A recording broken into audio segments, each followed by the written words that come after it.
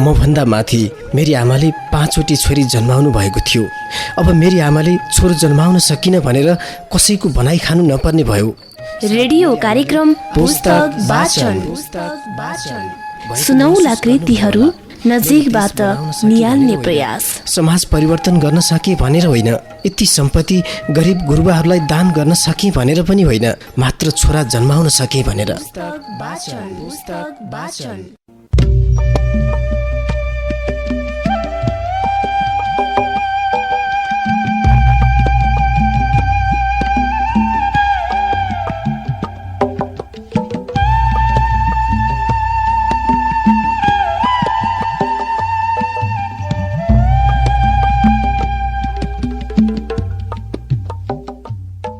समयका घाउहरू अलिकति विवस्थाको मलम बोकेर दगुर्छन् कहिले रगतका धमनी अनि सिराहरूमा र पुग्छन् मुटुका कोमल कुनाहरूमा।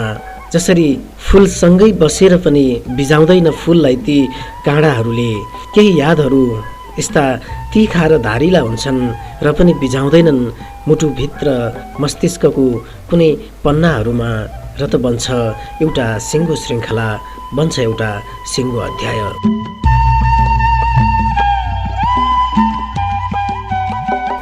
नमस्कार अनि साहित्यिक अभिवादन हेटौँडाकै पहिलो सामुदायिक रेडियो मकवानपुर 101.3 मेगाहर्जको रात्रिकालीन साहित्यिक साप्ताहिक प्रस्तुति कार्यक्रम पुस्तक वाचनको अर्को नवीन श्रृङ्खलामा कार्यक्रम पुस्तक वाचनको साथमा सदा जस्तै आज पनि तपाईमाझ उपस्थित छु म सुनिल गौतम, प्रविधिमा सहकर्मी इमान।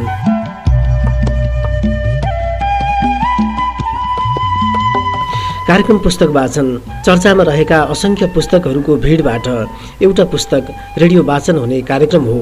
कार्यक्रमको केही श्रृङ्खला अघिदेखि हामी स्रष्टा भुपिनको औपन्यासिक कृति मैदारोबाट यहाँहरूलाई मैदारोभित्रका कथा, जीवन कथाहरू सुनाइरहेका छौँ। स्रष्टा भुपिनको औपन्यासिक कृति मैदारोबाट हामीले केही श्रृङ्खला अघिदेखि यहाँलाई सुनाउँदै आइरहेका छौँ। एउटा म पात्र स्मरण गुरुङ जो चित्रकार नदीनको बारेमा जान्न चाहन्छ, ऊ यति बेला यार्लिङ सुन्दरी, उसको मानसपटलमा छाइरहेकी युवती, ती युवतीले बताए बमोजिम बागलुङ र पर्वतको बीचतिर पर्ने पर्वतमा रहेको कलाकार नदीनको घरतर्फ गइरहेको छ। उसले त्यहाँ कलाकार नदीनका भाइ अमृत अनि उसका बा आमालाई, आइते बुढा र उनकी श्रीमतीलाई भेट्छन् र स्वर्गीय चित्रकार नदीनबारे केही जानकारी हासिल गर्छन्। यति बेला अमृत चिया बनाउने मनस्थितिमा हुन्छ, तर खै किन हो आज उसलाई चिया बनाउन पनि मन लाग्दैन। यद्यपि उसले आफ्नी सानी भतिजीलाई दुध त खुवाउनै पर्यो। ऊ अलिकति दुध मनतातो बनाउँछ र औँलाले अलिकति डुबाएर छाम्छ, दुधको तातो मापन गर्छ। यसरी पनि पटक पटक मापन गरेपछि उसलाई भरोसा लाग्दैन र त्यो दुधको कप आफ्नो गालामा टाँसेर त्यसको तातो मापन गर्छ। अनि बच्चीलाई दुध खुवाउँदै गर्दा जसै बच्चीले आ गर्छिन्, अमृतको मुख पनि एकाएक आ हुन्छ। अमृतकी आमाले उसलाई जिस्काउँछिन्, आफ्नै खान लायो र किन यस्तो मुख लाउँछस् कान्छा? उनको यो सोधाइमा आज अमृत फिटिक्कै हाँस्दैन, किन उसलाई यो एउटा डरलाग्दो सपनाले पिरोलिरहेको हुन्छ। ऊ आज अलिकता पनि मुस्कुराउँदैन, किनकि आज उसले यस्तै एउटा सपना देखेको छ। हुन्छ, अघिल्लो श्रृङ्खला बिसाइएका यिनै कथा प्रसङ्गसँगै आजको श्रृङ्खला सुरु गर्छु। यो एउटा सुमधुर साङ्गीतिक आवाजसँगै। तपाईँ आफ्नो रेडियो सेटको आवाज अलिकति ठुलो बनाउनुहोस्। आजको श्रृङ्खला यसरी सुरु हुन्छ, यो सुमधुर साङ्गीतिक आवाजसँगै। मै मरी गएको, मै मरी गएको, बतास बिनु ढाङ्गाको फुल भई झरी गएको, भई झरी गएको।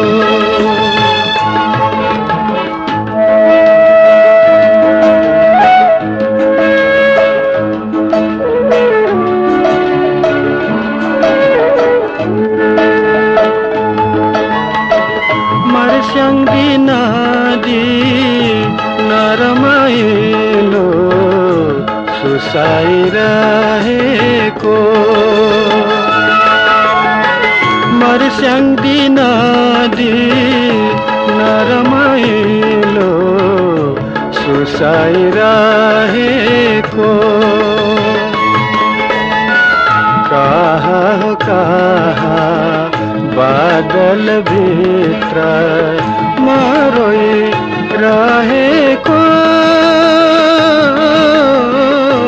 मरोइरहेको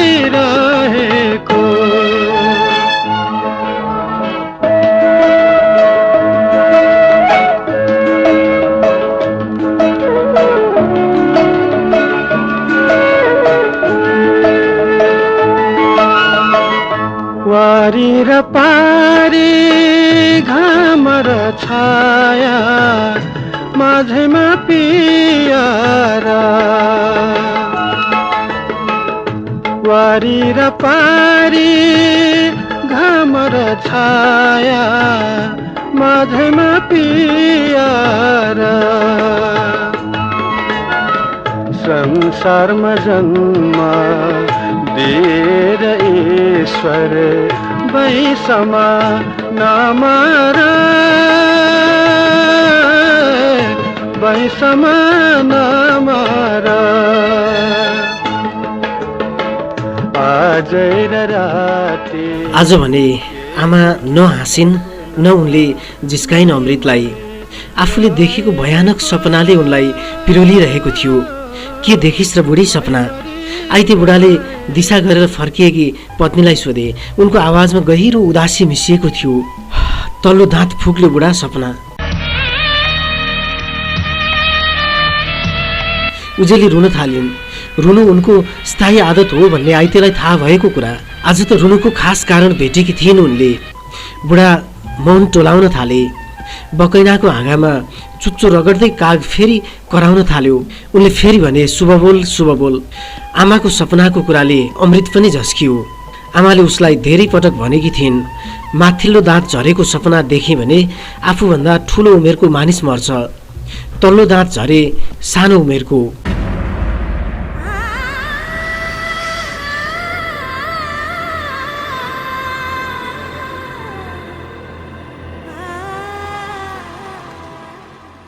अरू समयको भए उसले आमालाई सम्झाउने सम्भावना थियो।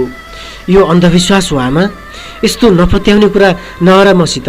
किन आज ऊ आफैलाई आमाको सपनाले बिथोलिदियो। बिथोलिँदै उसले भतिजीका चिसा कपडा फेरिदियो र भतिजीलाई आमाको काखमा राखिदियो। केही आफन्तहरू उनीहरूको घरमा जम्मा भए। उनीहरू अमृतका बाआमा नजिक बसेर सान्त्वनाका 2-4 शब्द बोल्न थाले। अमृतलाई घरमा बस्न मनै लागेन। आमाको सपनाले बिथोलिदिएको मन लिएर ऊ घरबाट निस्कियो। तगारो लिएर पुगेर उसले भन्यो, नआत्तिनु आमा, म दाइको बारेमा यसो सोधखोज गरेर आउँछु।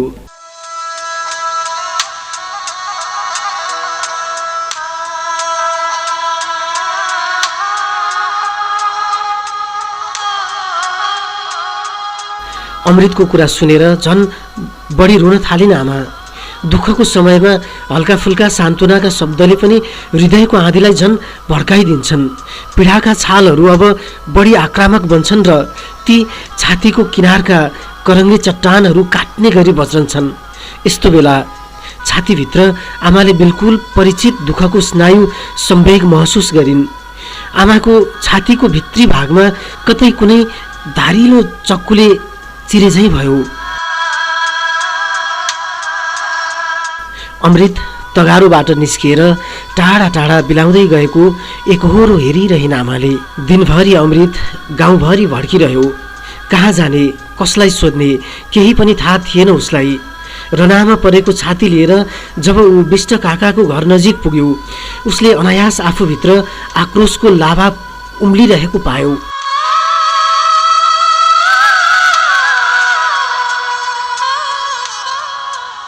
विष्ट काका पिँढीमा बसेर फुसफुस चुरोट उडाइरहेका थिए। उसका आँखा काकाका आँखासँगै जुधे। पक्का तिमीहरूले मार्यौ मेरो दाइलाई, भन कहाँ दफनाएका छौ, उसको लास खुर्क निकाल।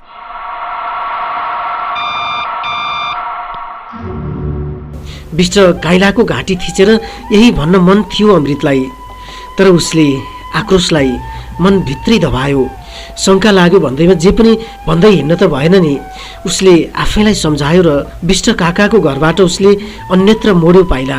बाटोमा हिँड्दा हिँड्दै उसलाई झल्यास्स आकाशको फोनको याद आयो।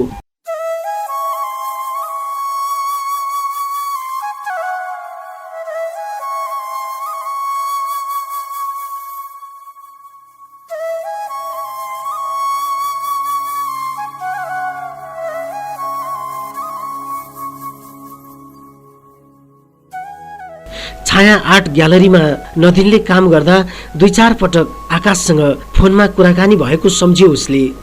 दाइ पक्कै पोखरा गएको हुनुपर्छ र यो कुरा केवल आकाशबाट थाहा पाउन सकिन्छ। उसले अनुमान लगायो। खुसी हुँदै प्यान्टको गोजीबाट मोबाइल फोन निकालेर उसले आकाशको नम्बर डायल गर्यो। माफ गर्नुहोला, तपाईँले डायल गर्नुभएको मोबाइलको स्विच अफ गरिएको छ। युवती बोली। उसलाई युवतीको आवाज अन्यत्र अप्रिय लाग्यो। निराश भएर घर फर्किएपछि पनि उसले आकाशको नम्बरमा फोन सम्पर्क गर्ने प्रयत्न गरिरह्यो। युवतीले त्यही कुरा लगातार दोहोर्याई माफ गर्नुहोला। जोडले भुइँमा बजारेर फोन फुटाउन मन लाग्यो अमृतलाई। कसो कसो सम्हालियो। यस्तो बेला काम नआउने यो ठाडो किन चाहियो? ऊ आफैसँग फतफतायो। खोज्नु जीवनकै कठिनतम काम हो, पर्खिनु त झन् बढी कठिन काम। जीवनका खास खास क्षणहरूमा जस्तै कठिन भए पनि मानिसहरूले यी कामहरू गर्नै पर्छ। तर प्राप्तिको निश्चितता जस्तै हुने खोजाइ र पर्खाइमा जुन आनन्द र रोमाञ्चकता हुन्छ त्यति हदमै बेचैनी हुन्छ। अनिश्चित कुरा खोज्दा र पर्खिँदा आज पनि त्यो घरले बेचैन भएर नदिनको खबर पर्खिरह्यो।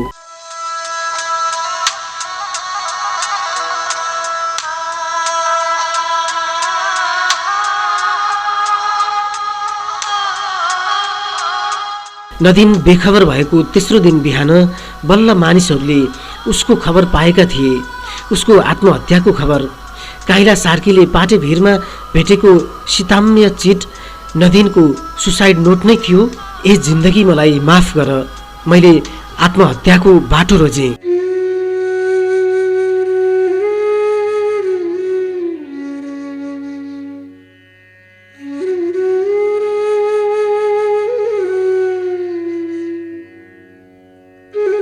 एक कान दुई कान हुँदै गाउँमा नदिनको आत्महत्याको खबर खरको छानामा लागेको आगो झैँ फैलिन थाल्यो। त्यसबाट निस्किएको बाक्लो र पिरो धुवाँले आइते सार्कीको घरलाई सास फेर्न समेत कठिन भयो। क्षणभरमा घर खरानीको थुप्रोमा बदलियो। सार्की बस्तीका मानिसहरूको मनमा एउटै प्रश्न थियो, नदिनले आखिर किन यस्तो निर्मम बाटो रोज्यो? के ऊ यति कमजोर थियो?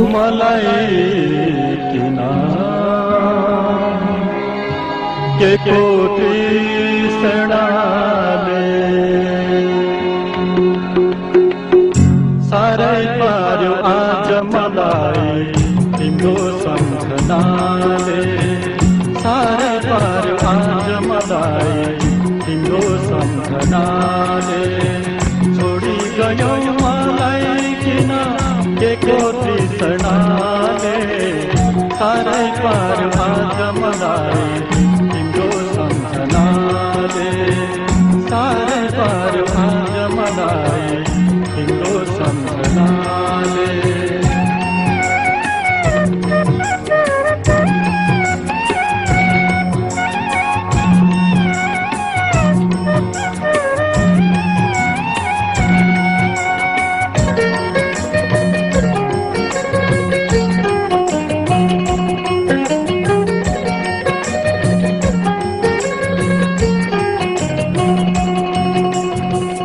सपनीमा देखे तिमीलाई उठे हाँसकेर, सपनीमा देखे तिमीलाई उठे हाँसकेर। यताउति खोजे कतै लुक्यौ कि भनेर, यताउति खोजे कतै लुक्यौ कि भनेर। सारै पार्यो आज मलाई तिम्रो सम्झनाले, छोडी गयो मलाई किन के को तृष्णा। सारै पारमा मलाई तिम्रो सम्झनाले सारै पारमा मलाई तिम्रो सम्झनाले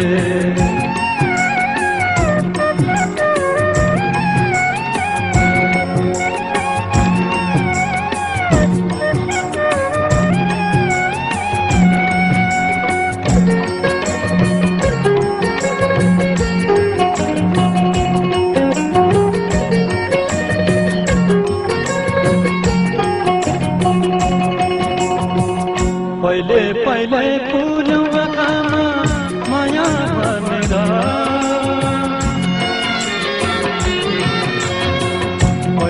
पहिले फुल्यौ आँखामा माया भनेर हँस्न थाल्यौ आज मेरो आँसु बनेर हँस्न थाल्यौ आज मेरो आँसु बनेर सारै पार आज मलाई तिम्रो सम्झनाले छोडी गयौ मलाई किन केको तृष्णाले सारै पार आज मलाई तिम्रो सम्झनाले सारै पार आज मलाई तिम्रो सम्झनाले।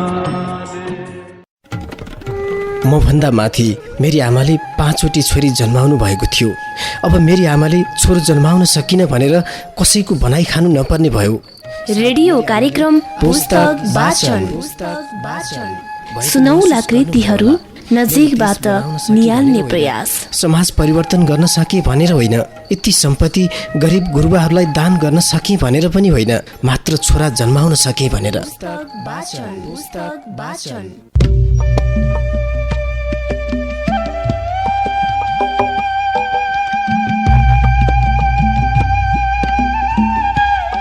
यो छोटो साङ्गीतिक विश्राम अनि व्यापारिक विश्रामपछि फेरि पनि स्वागत गर्दछौँ हेटौँडाकै पहिलो सामुदायिक रेडियो मकवानपुर 101.3 मेगाहर्जको रात्रिकालीन साहित्यिक साप्ताहिक प्रस्तुति कार्यक्रम पुस्तक वाचनको यो श्रृङ्खलामा।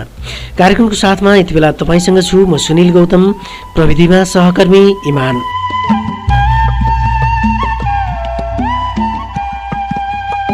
कार्यक्रम पुस्तक वाचनमा मैदारो औपन्यासिक कृतिबाट अझै पनि कथा प्रसङ्ग यसरी अगाडि बढ्छ। पाटे भिरमा जम्मा भएका मानिसहरू नदिनको लास खोज्न जुटे। तल कालो माटोको रङ सोहोरेर बगिरहेको काली गण्डकी धमिलो देखिन्थ्यो। नदीले कटान गरेर बढ्नेको गहिरो गल्छेडोमा कुणुलो पर्दै बेतोडले हावा चलिरहेको थियो।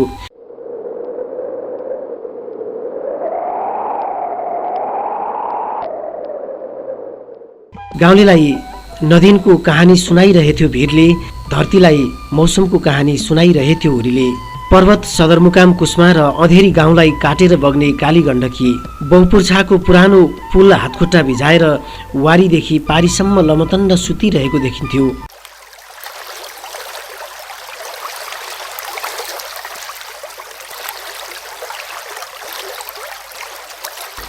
पुलमा हिँडिरहेका मानिसका साह्रै मसिना आकृतिहरू देखिए। अलिक तल दक्षिणतिर फूल हल्लिरहेको आँपको बगैँचा र मोदी कालीको दोभान पनि आँखामा ठोक्कियो। ठिक पूर्वमा कर्कीनेटा र त्यसको अलिक मुनतिर ग्यादीको उर्वर माटोमा मकैको हरियो फाँट देखियो। रुखहरूले नयाँ आँकुरा फेरिरहेका थिए। प्रकृतिमा बैंस चढेको मौसम उत्पातै सुन्दर देखिन्थ्यो।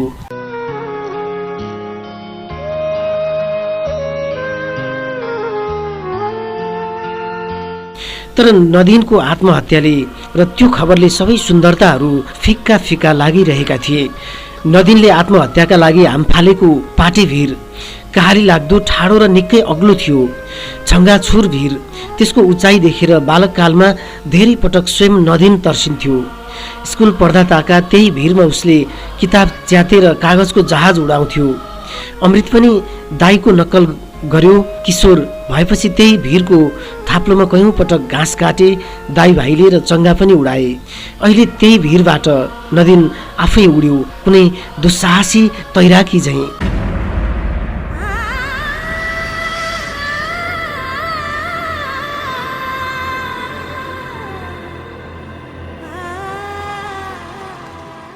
आँखाबाट आँसुको अविरल वर्षा भइरहेको थियो र यही समय एक पुरानो स्मृतिले घेर्न थाल्यो अमृतलाई। त्यति बेला नदिन 9मा र अमृत 5 कक्षामा पढ्थे। अमृत यो भिर कति मिटर अग्लो होला? घाँस काट्ने बेला ठाडो भिर देखाउँदै नदिनले उसलाई सोधेको थियो। थाहा छैन, यसो अन्दाज लगा न। थाहा छैन के? हेर केटा, यो भिरको उचाइ नाप्न सकिन्छ। हिजो मित्र सरले एक सूत्र बताउनु भएको थियो, यस बराबर U2 + हाफ GT²। त्यसरी नै यसको उचाइ पनि नाप्न सकिन्छ, तर समय चाहिँ ठिक नाप्न सक्न पर्छ। हामीले पनि ढुङ्गा खसालेर नापौँ न यो भिरको उचाइ, हुन्न भाइ? हुन्छ। अमृत असहमत हुने कुरै थिएन। उसलाई दाइको प्रस्तावले चुम्बकीय रूपमा आकर्षित गरिदिएको थियो। दुःखको कुरा उनीहरूको हातमा घडी थिएन। केही समय उनीहरू फेरि घाँस काट्न व्यस्त भए। यही बेला भिरको दक्षिणी खोल्सोमा घाँस काटिरहेको बलरामलाई देखे उनीहरूले।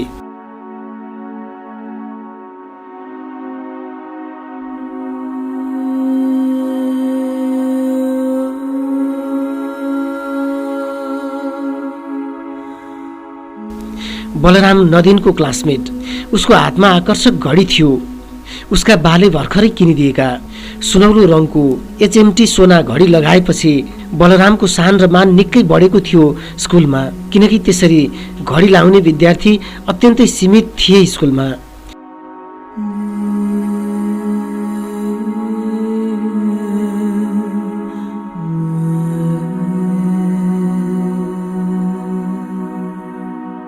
घडी लगाएपछि बलरामको बायाँ हात बढी हल्लिन थालेको थियो।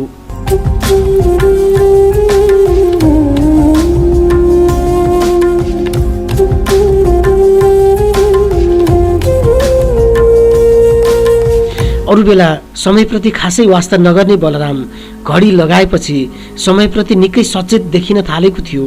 कसैले नसोधे पनि ऊ यति बज्यो उति बज्यो भनेर साथीहरूलाई खबर गरिरहन्थ्यो। नदिन र अमृत बलरामले घाँस खुर्किरहेको खोल्सीमा पुगे। ए बलराम, हिजो विज्ञान सरले पढाएको सूत्र प्रयोग गरेर आज यो भिरको उचाइ नापौँ न। तिमीसित त्यति राम्रो घडी छ, म ढुङ्गा खसाल्छु, तिमीले समय हेर।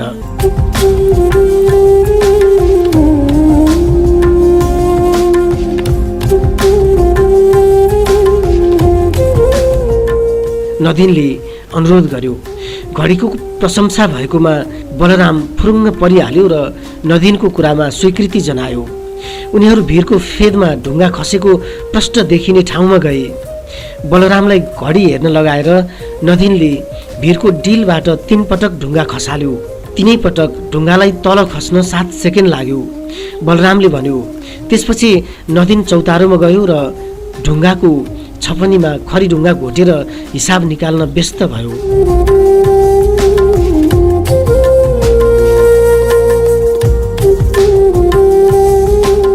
र सूत्र लगाएर हिसाब गरिसकेपछि उचाइ निस्कियो 240 मिटर। नदिनले अमृत र बलरामतिर फर्केर भन्यो, हेर बलराम, यदि तिमीहरूले लिएको समय एकुरेट 7 सेकेन्ड नै छ भने यो भिरको उचाइ 240 मिटर हुनुपर्छ। 240 मिटर? बलराम र अमृत चकित परे। हो, 240 मिटर। आज विज्ञान सरलाई पाटे भिरको उचाइ नापेको कुरा बताउनुपर्छ है, नदिनले गर्वसाथ भनेको थियो। हुन्छ हुन्छ, घडी चाहिँ मैले हेरेको भन्न नबिर्सी है, बलरामले नदिनलाई भन्यो। ए हुन्छ साथी, नदिनले हाँस्दै भन्यो।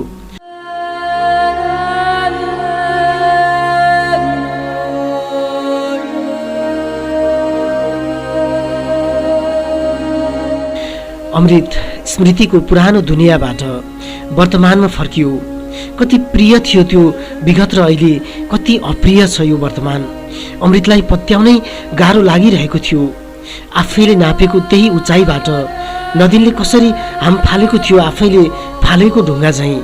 भिरको उचाइ नाप्न होइन, भिरको उचाइ नाप्न होइन, मृत्युको गहिराई नाप्न।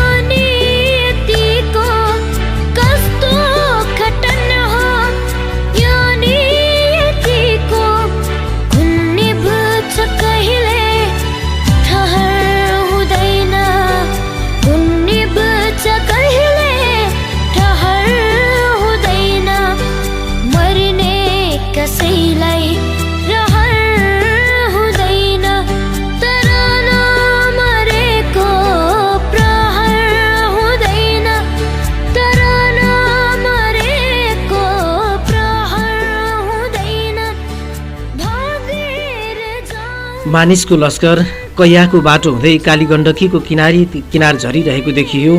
सबैको मनमा अनुमान थियो कि लासको हाडखोर समेत प्राप्त गर्न गाह्रो छ। नदीन पहिलो व्यक्ति थिएन जसले पाटे भिरबाट हाम फालेको होस्। ऊभन्दा पहिला हाम फाल्ने दुखी जनका कथा अत्यन्तै विभत्स थिए। सग्लो लास भेटिएको एउटा घटना पनि थिएन। कति लासलाई त कालीगण्डकीले सदाका लागि गायब पारिदिएको थियो। गाउँलेहरू भिरको फेदमा पुगेर लास खोज्न 4 दिशा छरिए। भिर रसाएर निस्किएको पानीले फेदीलाई सिमसार बनाइदिएको देखिन्थ्यो। हाकु नेवार र उनका दाजुभाइको खेत थियो भिरको बेसीमा, जहाँ वर्षैभरि बकुल्लाहरू उडिरहेका वा ध्यानस्थ बसिरहेको देख्न पाइन्थ्यो।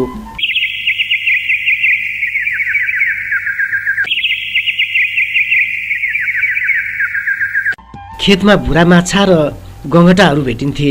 नजिकैको गुफामा किरो बस्छ भन्ने विश्वास थियो मानिसहरूको। किरो यानि बाघ।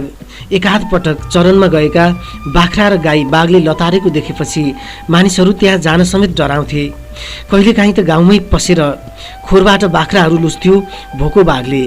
2 वर्ष अघि आमासँगै पँधेरो गएकी 6 वर्षे बालिकालाई आमाकै सामुन्ने लतारेपछि र बालिकाको हाडखोर समेत फेदीमा भेटिएपछि त्यो ठाउँमा खेतीपाती गर्न समेत बन्द भएको थियो।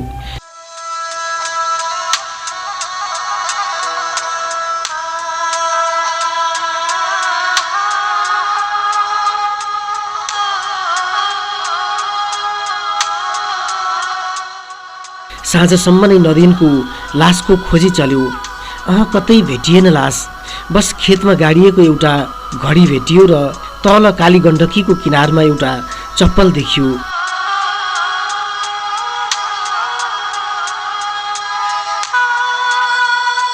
गाउँलेहरूले अमृत र आइतीसँग घडी र चप्पल नदीनका भए नभएको बारेमा सोधे। दुवै सामान नदीनका नै थिए। माथि डिलमा सुसाइड नोट भेटिनु अनि तल उसको घडी र चप्पल भेटिनुले नदीनले आत्महत्याका लागि हाम फालेको प्रमाणित गर्थ्यो। नदीनको लास नभेटेर मानिसहरू हैरान भए। दाईको लास खोजिरहेको अमृत र छोराको लास खोजिरहेको आइते सार्कीका दुःख त ताल कुनाको कालीगण्डकी जस्तै गहिरा थिए।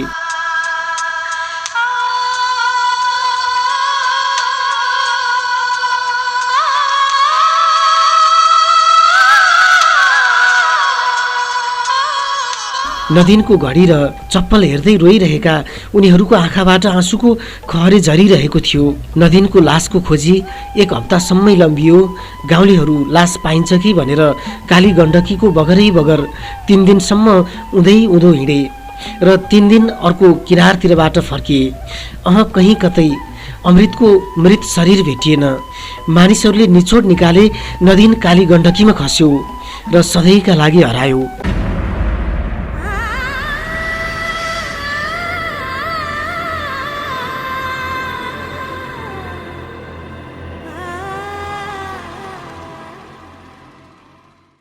अब आइतेको घरमा क्रियाकर्मको काम अघि बढाउनु पर्ने सामाजिक दबाव आउन थाल्यो। उजेली अकस्मात आइपरेको यस भयानक आँधीबेहरी सहन नसकेर बारम्बार मूर्छा पर्थिन्। पहिला कहिल्यै नरुने र कठोर जस्ता देखिने आइते बुढा जति बेला पनि चुरोट सल्काउँदै रोइरहेका देखिन्थे। उनी कतै एकहोरो हेरिरहन्थे मात्रै र चुपचाप आँसु बगाइरहन्थे। आफन्तहरू आएर सम्झाउन खोज्थे तर सम्झाउँदा सम्झाउँदै आफै रोएर घर फर्किन विवश हुन्थे। अमृत रातभरि सुकसुकाइरहन्थ्यो। उसले दाईको एक वाक्य बढी नै सम्झिरहन्थ्यो। बुझिस अमृत, विचारशील व्यक्तिले कुनै न कुनै समयमा आत्महत्याबारे सोध्छ। नदीनले त्यो वाक्य किन दोहोर्याइरहन्थ्यो ढिला गरी। ऊ बल्ल बुझ्दैछ नदीनका यी विचारहरू। मायाको खेलाले आज मेरो यो गति पार्दियो। दैव तेरो मायाको खेलाले आज मेरो यो गति पार्दियो। जसको निम्ति बाँचेको सैले आधी बाटो नपुग्दै छाडिदियो आज मेरो यो गति पार्दियो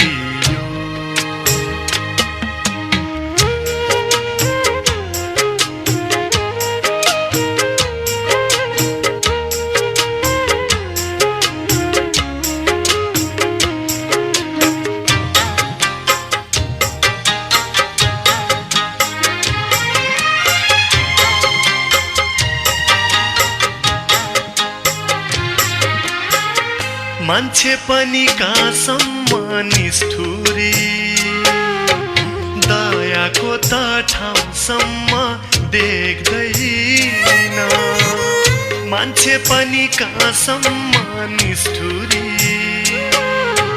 दयाको त ठाउँसम्म देख्दैन आफ्नो सानो घाउ दुख्ने मान्छेले आफ्नो सानो घाउ दुख्ने मान्छेले अरू मर्दासम्म नि रुँदैन अरू मर्दासम्म नि रुँदैन सबैलाई हँसाउने मायाले जुनीभरि धरधरी रहिदियो जसको निम्ति बाँचेको उसैले आधी बाटो नपुग्दै छाडिदियो। कार्यक्रमका प्रिय श्रोता, पृष्ठभूमिमा बज्दै गरेको यो सुमधुर साङ्गीतिक आवाज सँगसँगै कार्यक्रम पुस्तक वाचनको आजको समय सकिन आँट्यो। कार्यक्रम तपाईँलाई कस्तो लाग्दैछ? आफ्ना जिज्ञासा सल्लाह अनि सुझावको लागि हाम्रो ठेगाना कार्यक्रम पुस्तक वाचन, रेडियो मकवानपुर 101.3 मेगाहर्ज। लौ त यिनै विविध प्रस्तुतिसँगै यतिन्जेल कार्यक्रम सुनेर बस्नुहुने तपाईँ अनि प्रविधि संयोजनमा साथ दिने सहकर्मी इमानलाई धेरै धेरै धन्यवाद। यो श्रृङ्खलाबाट म सुनिल गौतम बिदा हुन्छु। नमस्ते, शुभरात्रि। आफ्नो गल्ती कसैले देख्दैन आफू झुठो कहिले नि हुँदैन आफ्नो गल्ती कसैले देख्दैन आफू झुठो कहिले नि हुँदैन सबै देख्छन् अरूलाई नजाति सबै देख्छन् अरूलाई नजाति आफ्नो मैलो कसैले देख्दैन आफ्नो मैलो कसैले देख्दैन दुई मुटु छोडिदिने मायाले मुटु किन यसरी तोड्दियो जसको निम्ति बाँचेको उसैले आधी बाटो नपुग्दै छाडिदियो आज मेरो म भन्दा माथि मेरी आमाले 5 वटी छोरी जन्माउनु भएको थियो। अब मेरी आमाले छोरो जन्माउन सकिन भनेर कसैको भनाइ खानु नपर्ने भयो। रेडियो कार्यक्रम पुस्तक वाचन सुनौला कृतिहरू नजिकबाट निहाल्ने प्रयास। समाज परिवर्तन गर्न सके भनेर होइन, यति सम्पत्ति गरिब गुरुबाहरूलाई दान गर्न सके भनेर पनि होइन, मात्र छोरा जन्माउन सके भनेर।